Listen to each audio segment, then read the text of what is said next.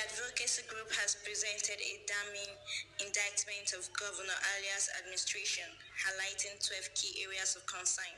The advocacy group has called for an urgent intervention to restore the sanctity of democratic governance, the independence of the judiciary, and the safety of all citizens.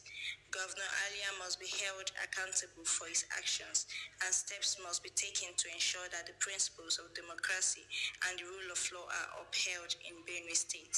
Attempted unconstitutional removal of the Chief Judge. In collaboration with the Benue State House of Assembly, Governor Hyacinth Alia sought to remove Chief Justice Maurice Ikpambese over fictitious allegations of misconduct. The move was condemned by the Nigerian Bar Association, NBA, Nigerian Judicial Council, NJC, civil society organizations, prominent legal luminaries, individuals, and groups, that the act is unconstitutional, emphasizing that only the National Judicial Council holds the authority for such actions. The NBA highlighted that any deviation from the constitutionally mandated process poses a significant threat to judicial independence and the rule of law. Furthermore, the NBA called upon all elected officials to desist from arbitrary and unconstitutional actions that jeopardize the sanctity of the judiciary.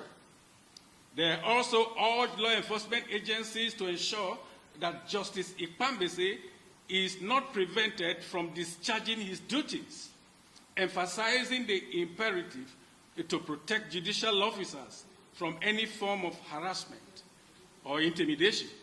Seeing precisely that it's only the NJC that can actually remove the Chief Justice of a state. So for the governor to actually move ahead and just remove, I've never seen despotism. I have never seen autocracy being actually elevated into an act. Non-payment of judiciary staff salaries leading to prolonged strikes. The failure to pay judiciary staff salaries has resulted in prolonged strikes, effectively paralyzing judicial activities in the state and denying citizens their right to timely justice. Despite the government's announcement of a new 75,000 naira minimum wage, judiciary workers were excluded from this implementation, leading to further discontent. The governor's or the government's inability to resolve these salary disputes not only hampers the judiciary's functionality, but also erodes public trust in the state's commitment to uphold the rule of law. It's been long, actually, that this minimum wage was signed into law. And quite unfortunately, the staff of the judiciary has actually not been carried along over this. And we should not forget to understand that it's the salary of a worker that is actually the source of the life of such a worker. I mean, how do we actually justify that if a worker is not paid, how will he actually carry out his work, especially judiciary staff?